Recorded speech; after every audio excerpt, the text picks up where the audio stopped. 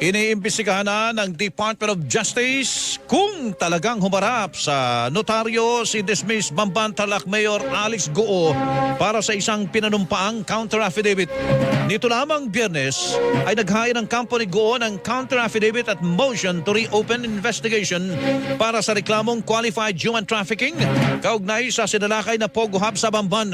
Ayon kay Senator Sherwin Gatchalian, lumalabas na nagsinungaling ang notary public na si Attorney Elmer Galicia.